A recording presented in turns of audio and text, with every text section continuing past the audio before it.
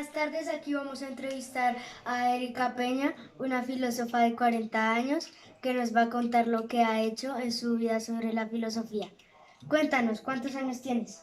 Mi nombre es Erika Peña, tengo 40 años y soy abogada. Apenas yo he dicho que soy como aprendiz de filósofa y hago algo de poesía.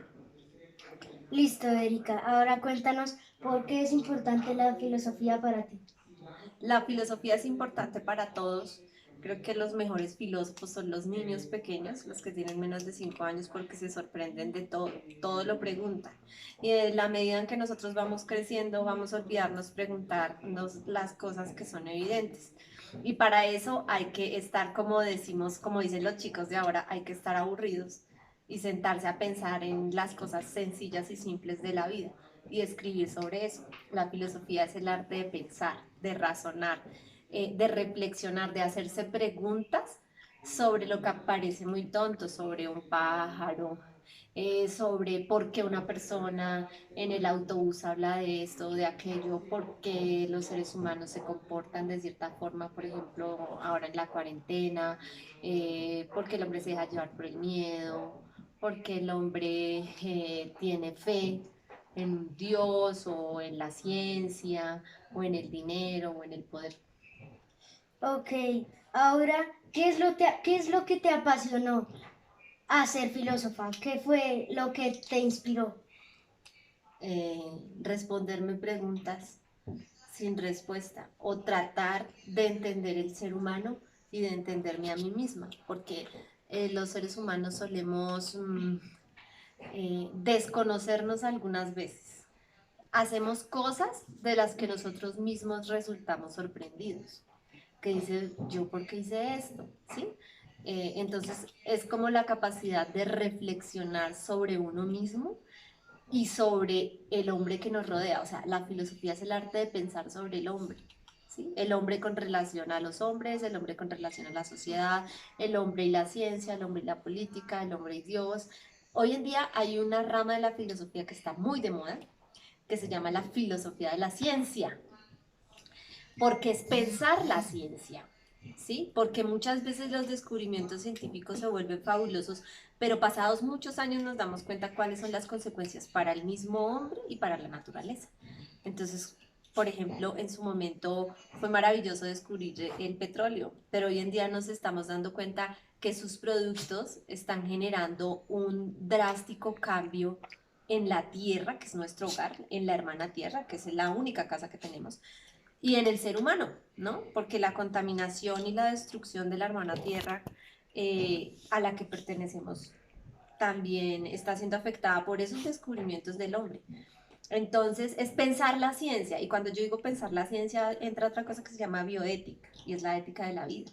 Entonces, ahora fabricamos bebés a la medida, ¿no? Así como dicen por ahí, bonitos y gorditos. Y si tú tienes dinero, puedes pagar por hacerte, por mandarte a hacer un hijo. Entonces, es pensar la vida desde la ética, desde la virtud, se llama la bioética.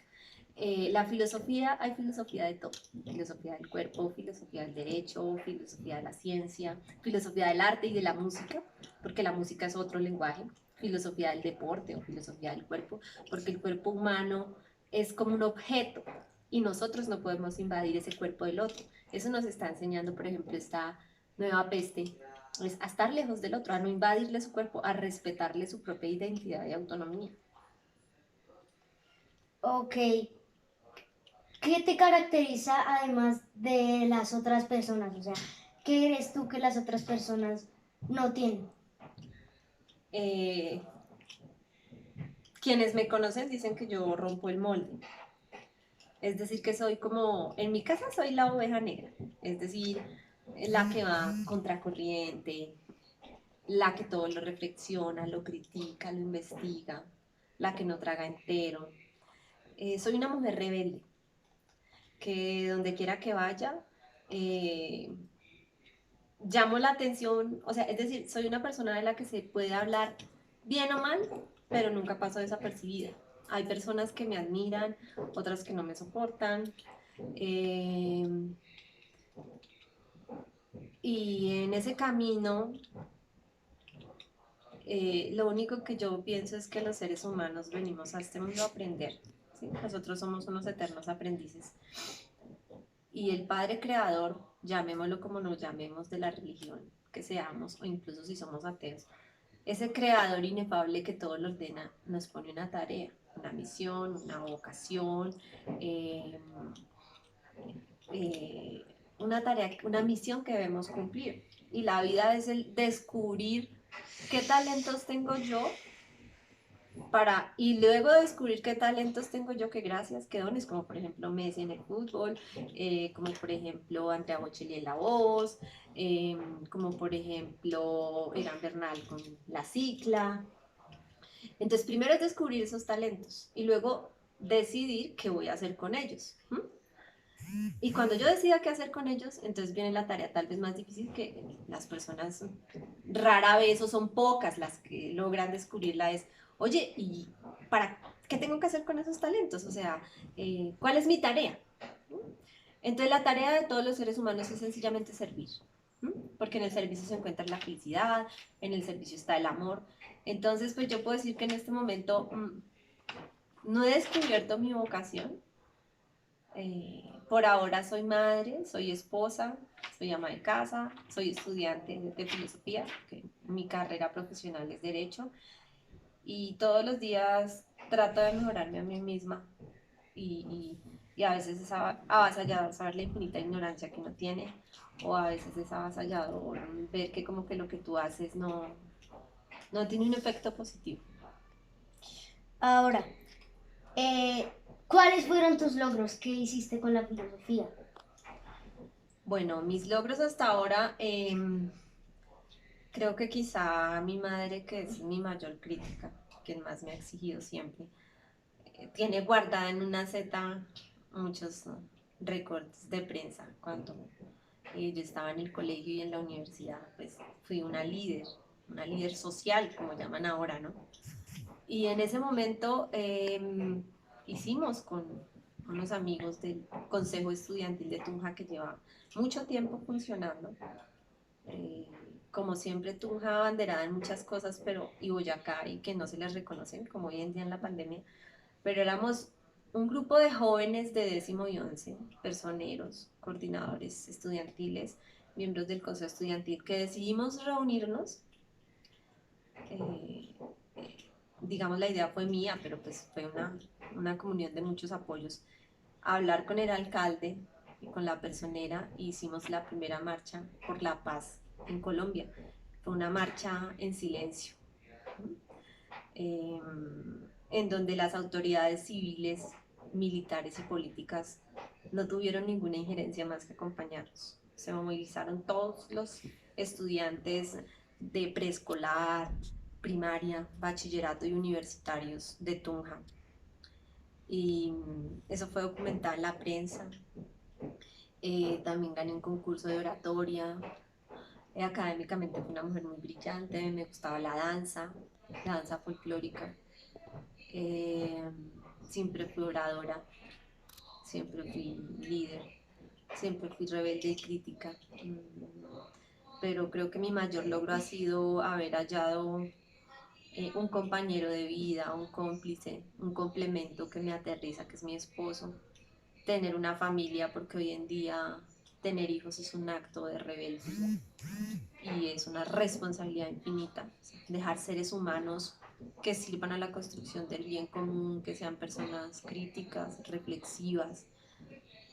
Eh, Creo que es una tarea titánica en medio de la convulsionada sociedad, de las ideologías políticas, económicas, sociales, étnicas, sexuales, religiosas, culturales, que nos quieren imponer. Estamos frente a la ideologización de la cultura, la homogenización de la cultura, en la que pequeñas comunidades son decapitadas, comunidades religiosas, comunidades étnicas, porque no son iguales a los demás, porque no piensan igual, no se visten igual, no se comportan igual, y porque no vamos al ritmo de la moda, del consumo, de la cultura del descarte, del poder y del tener.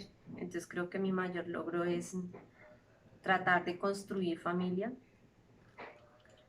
que es la tarea más difícil, incluso que filosofar o ser abogado, y ser jefe, impartir justicia. Lo más difícil es ese útero materno que es la familia, ese útero social que es la familia.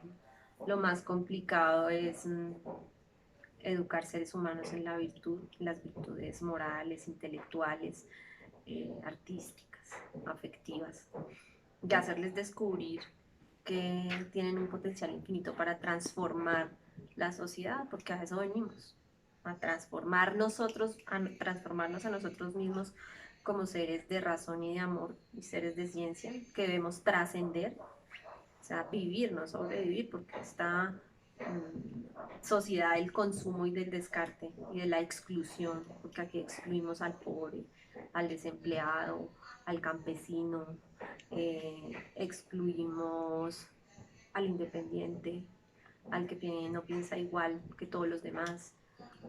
En esta sociedad de la exclusión y del descarte, del discapacitado, del ciego, del pobre, del que vive en la calle, de la prostituta y el drogadicto, crear personas responsables con lo social, con la hermana tierra, con el bien común, es una misión titánica frente a las modas de ser influencer, youtuber, estrella, deportista famoso, tener yate, jet, avión privado, eh, enseñar sobre la humildad, el amor y la fe y el compromiso y la fidelidad es, es una tarea compleja. Ok, ¿qué me puedes decir sobre tus filósofos más admirados, los que tú más admiras y por qué? Bueno, yo soy lo que podría llamarse una medievalista. Mi filósofo favorito, al que más admiro por su gran capacidad de conocer todas las artes y las ciencias de su época, es a Santo Tomás de Aquino, monje medieval que además era un rebelde también. Él, muchas personas que no saben que gracias que a la Edad Media no fue solamente los 80 años de la Inquisición, sino que fueron un largo periodo de 1400 años, sin ese periodo no hubiese existido, pues no hubiese existido el Renacimiento con Da Vinci, ni la Ilustración, ni la Gran Revolución Francesa, ni Napoleón, no tendríamos las leyes que tenemos hoy, ni las repúblicas, ni esa democracia ideologizada y a la cual todos alabamos, que no es el mejor de los gobiernos.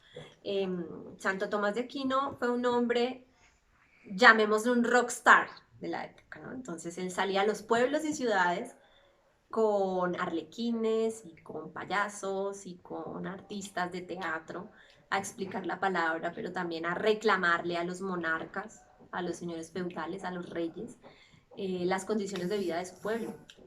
Y también como hoy en día los jóvenes salen a marchar por reivindicaciones sociales, políticas, económicas, educativas y de igualdad. Él lo hacía junto con otros frailes, también está San Francisco de Asís, San Buenaventura. Eh, Acá en América Latina está pues obviamente el gran discurso de Montesinos. Todos estos medievalistas intelectuales que dijeron, pero ¿por qué solamente la monarquía y la iglesia tienen que educarse? No, hay que abrir las puertas. Creamos las universidades, abramos colegios porque la gente debe educarse. Ese es el gran legado de la Edad Media. Además, pensar en toda una producción intelectual de tantos filósofos medievales que se hacían a mano con unos bellos decorados. O sea, la Edad Media nos dejó tantas cosas maravillosas. Eh, Nos dejó un legado de conocimiento gigante. Santo Tomás de Aquino fue un gran defensor de la construcción del bien común, tanto así que él fue envenenado por el duque de Nápoles, precisamente por aquel opúsculo en el que le hacía unos reclamos sociales sobre el bien común, ¿no? Pues su gran obra, la Suma Teológica, habla de todo, incluso de los niños y de la mujer, habla de la educación. Casualmente, pues mi tesis de grado es un poco reivindicarme de tantos años en que me obsesioné con mi carrera de derecho y con ser una gran ejecutiva, que casi me cuesta perder mi hogar, mi matrimonio, mi familia, mis hijos. Eh, entonces decidí que mi tesis fuera sobre la educación de la primera infancia. Tomás de Aquino decía que los niños en el primer sextenio de la vida, él dividió la vida por septenios, él decía que en el primer septenio de la vida, perdón, son 7, septenio 7, que en el primer septenio de la vida los educadores son los padres, papá y mamá, el hogar, la familia, el paterfamilia es grande, ¿no? Lo que llamaríamos el harem de los musulmanes, abuelos, tíos, primos, hermanos. Son los grandes educadores de la familia. ¿Por qué? Porque hay un afecto, hay amor entre ellos, porque la familia es el útero materno. Y allí es donde se educa en los instintos y las pasiones, y es donde se educa en la moral, en las virtudes morales, en lo que hoy en día llamamos la ética y los valores. Y luego cuando el chico supera los 7 años, viene a la escuela para aprender. Y cuando ya es un hombre, entonces se educa en esos valores o en esos dones teologales que llamamos, que son regalos de Dios, que no todos poseemos, que son la gracia. La gracia está compuesta de fe, esperanza, misericordia y caridad. Esos son los grandes regalos cuando uno llega a ser santo. Entonces ese es mi santo favorito. También está Aristóteles, que es en quien basó su filosofía Tomás de Aquino. Y actualmente le tengo mucho respeto y admiración a una filósofa española que se llama Adela Cortina. Es una mujer que sin necesidad de salir a las calles con pañuelos verdes, hacer de su vientre un sepulcro, se ha dado un nombre en la filosofía. Se ha hecho respetar de un gremio que es absolutamente masculino, machista, misógino, y no porque nos traten mal, sino porque nos sobreprotegen, nos miran como si fuéramos el pétalo de una rosa que se va a romper, porque la mayoría de filósofos piensan que las mujeres, por el hecho del sentimiento, del corazón, del afecto, no somos capaces de racionalizar de la misma manera que estos grandes filósofos que han hecho del pensamiento del ser humano pura razón, ¿no? Pero a veces yo pienso que a la ciencia le hace falta espiritualidad y le hace falta amor, ese amor materno para hacerla más humana y menos material. Adela Cortina es una mujer que ha hablado de la aporafobia, de ese miedo o de esa rabia o de ese rechazo que tenemos a los pobres, no a los extranjeros, sino a los pobres. Y en el caso de Colombia, está claro ahora que somos un país de inmigrantes. Cuando llegaron los primeros venezolanos adinerados, que podían comprar mansiones y que montaban empresas, les abríamos las puertas de los clubes, de los mejores restaurantes y de las grandes empresas. Pero cuando empiezan a llegar los pobres, empezamos a excluir, a señalar, a por debajear, a humillar. Entonces Adela Cortina se ha hecho respetar en un mundo de hombres, sin necesidad de desvestirse. Se ha hecho admirar en un mundo académico muy cerrado. Y es un referente de la filosofía contemporánea y de esa bioética que les estaba hablando. Adela Cortina es española. Si ustedes la pueden leer, es muy fácil de leer. Ella habla mucho sobre la educación, sobre los valores, sobre la ética. Hay muchos videos sobre ella. Hay otro filósofo complejísimo que habla de todo este movimiento de la naturaleza, que es el francés Derrida, él murió hace poco, un deconstructivista. Y a todos los que quieran iniciarse en este mundo del pensar y de la filosofía, hay muchos textos sencillos que pueden leer. Están todos los de Fernando Sabater, Política para Amador, Ética para Amador, El arte de vivir. Pueden leer a Adela Cortina, que es muy sencilla de leer. También pueden leer El mundo de Sofía, de Justin Gardner. Es un compendio sobre filosofía que es como un cuento para niños. La mayoría de filósofos que llamamos ortodoxos o filósofos puros creen que ese libro no es útil, que el niño debe leer de una vez La República de Platón y La Política de Aristóteles. Pero yo creo que si uno quiere que los chicos amen la capacidad de pensar y de leer y de escribir, pues hay que hacerlo chévere, ¿no? Hay que hacerlo divertido. Sabater también tiene unos videos interesantes que están colgados en YouTube y en dibujitos animados y va enseñando quién era cada filósofo. Es bastante simpático. ¿Quién me enseñó a amar la filosofía? Mi profesor de décimo, padre Fabio, nos hizo leer El mundo de Sofía, nos hizo leer El hombre mediocre, La República de Aristóteles, la República de Platón, La política de Aristóteles, El Tratado de la Ley de Tomás de Aquino, nos hizo leer a Nietzsche, a Schopenhauer, nos hizo leer a Sartre, Jean-Paul Sartre, a Freud, y nos hacía leer los libros originales, no nos hacía leer los resúmenes ni los textos. En cada clase nos decía, vamos a leer de este capítulo a este capítulo y hago un quiz. Y de esa manera, en un colegio de monjas, donde todas éramos mujeres, hoy en día puedo decir con mucho orgullo que todas somos mujeres profesionales, rebeldes, críticas, y todo eso se lo debemos a la orden de predicadores de allí mismo, de donde salió mi querido Tomás de Aquino, mi querida Catalina de Siena, que fue educadora en la Edad Media, siendo mujer, en las mejores universidades que había en el mundo. Catalina de Siena fue docente en la Universidad de París, en la Universidad de Bolonia, en la Universidad de Oxford, y era mujer, religiosa, creyente. Y esas son las feministas que me gustan, las feministas que reivindican a la mujer por el hecho mismo de ser mujer, no por convertirse en una asesina.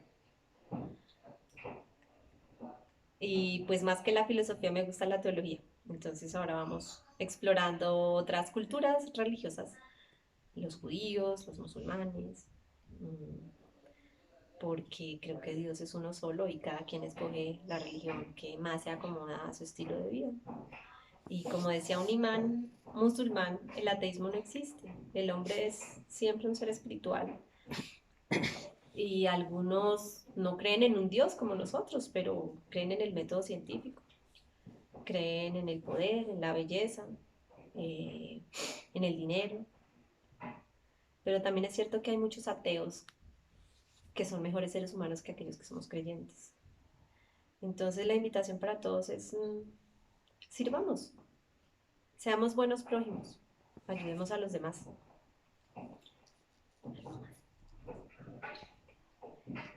Muchas gracias, Erika, por esta conversación. Gracias por comentarnos sobre lo que hiciste en tu vida, por lo de filosofía y todo eso. Muchas gracias. A ti por la entrevista. Espero que todos se enamoren de la filosofía, de la teología, de las ciencias sociales, de la lectura, que es un mar inmenso de conocimientos.